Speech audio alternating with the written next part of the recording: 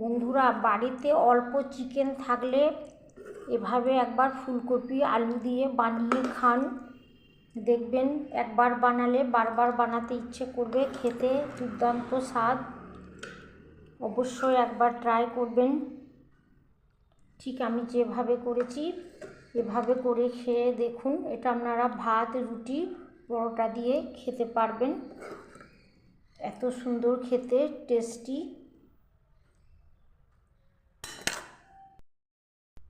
আসসালামু আলাইকুম। রূপা রান্নাঘরে সবাইকে জানাই স্বাগত। আপনারা সবাই কেমন আছেন? আলহামদুলিল্লাহ আমি খুব ভালো আছি। বন্ধুরা, নতুন একটা রেসিপি নিয়ে হাজির হয়ে গেলাম। আশা করছি খেতে খুব ভালো লাগবে, যে কেউ বানিয়ে নিতে পারবেন। চলুন শুরু করা যাক। কড়াই আমি দিয়েছি সরিষার তেল। তেলটা গরম হয়ে গেছে। এখানে আমি নিয়েছি ফুলকপিকে একটু গরম জলে মধ্যে দিয়ে রেখেছি। ফুলকপির মধ্যে যে অসংখ্য পোকা থাকে, পোকাটা চলে যাবে। প্রচুর পরিমাণে বীজ দেওয়া থাকে, বীজটাও কেটে যাবে। এবার আমি জলে থেকে তুলে নিয়ে গরম তেলের মধ্যে দিয়ে দিচ্ছি।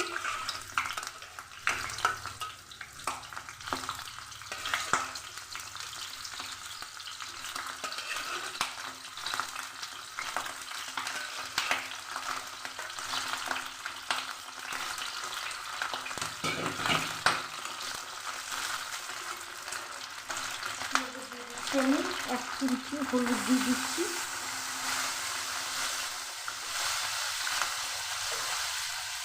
দিয়ে দিচ্ছি একটু লবণ। নুন হলুদ দিয়ে ফুলকপি ভেজে নিচ্ছি। ফুলকপির যে গন্ধ থাকে একটা, সেটা চলেও যাবে।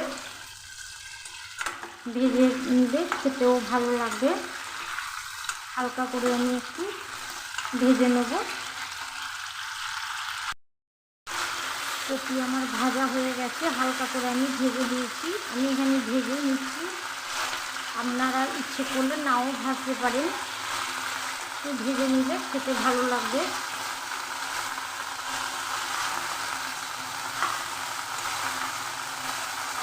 বাটির মধ্যে তুলে নিচ্ছি।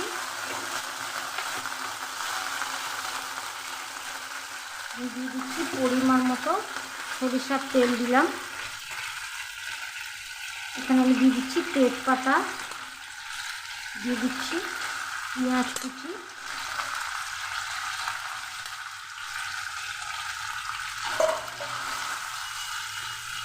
পেঁয়াজ লাল করে ভেজে নেব।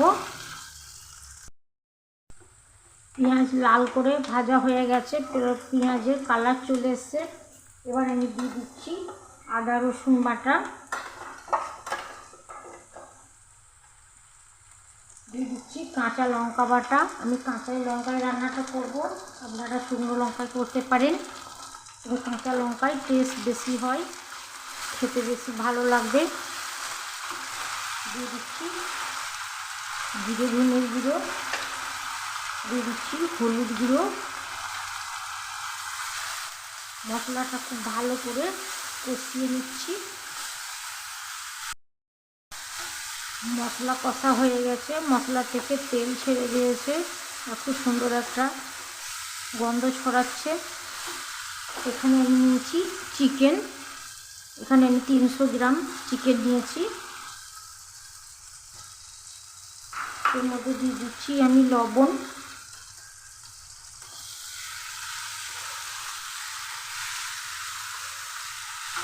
দিয়ে দিচ্ছি সামান্য একটু জল, তলে লেগে না যায়।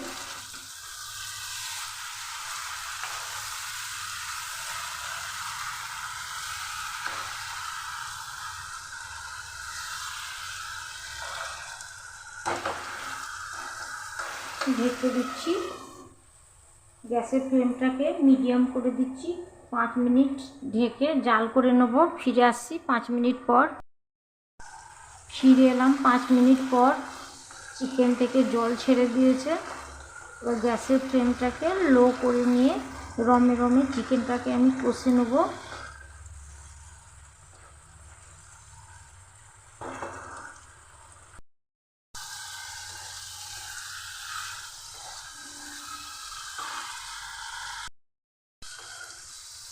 চিকেন কষা হয়ে গেছে। চিকেন থেকে তেল ছেড়ে দিয়েছে আর খুব সুন্দর একটা কালার চলে এসেছে। দেখুন বন্ধুরা, কাঁচা লঙ্কার কত সুন্দর একটা কালার। এবার আমি এর মধ্যে দিয়ে দিচ্ছি ফুলকপি ভাজা। ফুলকপিটা জলে রেখেছিলাম, অনেকটাই নরম হয়ে গেছে। এখানে আমি একটা আলু সেদ্ধ করে নিয়েছি, আলুটাকে দিয়ে দিচ্ছি।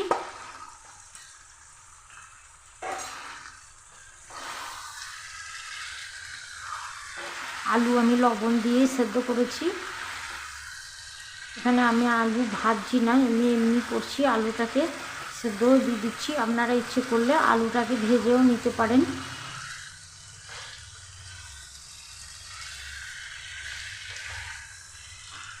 এবার আমি এখানে দিয়ে দিচ্ছি গরম জল। এখানে আমি গরম জল ব্যবহার করছি, কাঁচা জল দিব না। পরিমাণ মতো জল দিয়ে দিলাম। এবারে ঢাকনা দিয়ে ঢেকে আমি 20 মিনিট জাল করে নেব। গ্যাসের ফ্লেমটাকে মিডিয়াম টু হাই করে দেবো। ফিরে এলাম 20 মিনিট পর। চেক করে নেব ফুলকপি সেদ্ধ হয়ে গেছে। আলু তো আগেই সেদ্ধ করা ছিল, আর একবার দেখে নিই।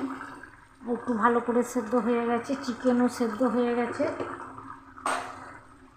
এবার আমি দিয়ে দিচ্ছি কয়েক দানা চিনি।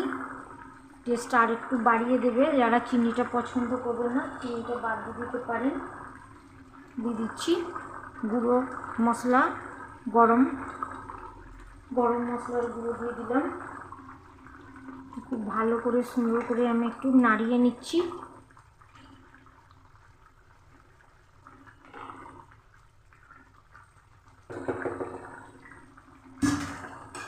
ঢেকে আর 2 মিনিট জাল করে নিচ্ছি। 2 মিনিট জাল করে নেওয়া হয়ে গেছে। ঝোলটা এর থেকে আর বেশি আমি মারবো না, এরকম একটু ঝোল ঝোল হবে, পাতলা। ওপর থেকে ছড়িয়ে দিচ্ছি ধনে পাতা কুচি। কিন্তু শীতকালে ধনে পাতা সেন্টটা খুব ভালো লাগবে। ঢেকে দিচ্ছি, গ্যাসটা বন্ধ করে দমে 5 মিনিট রেখে দিচ্ছি। অল্প চিকেন থাকলে সপরিবারে খেতে পারবেন। ঠিক আমি যেভাবে বানিয়েছি এভাবে বানালে, তাহলে রেসিপিটা যদি ভালো লেগে থাকে কমেন্ট করে আমাকে জানাবেন। আর লাইক, শেয়ার, সাবস্ক্রাইব করে আমার পাশে থাকার অনুরোধ রইল। সবাই ভালো থাকুন, সুস্থ থাকুন। আজকের মতো আসি। আল্লাহ হাফেজ।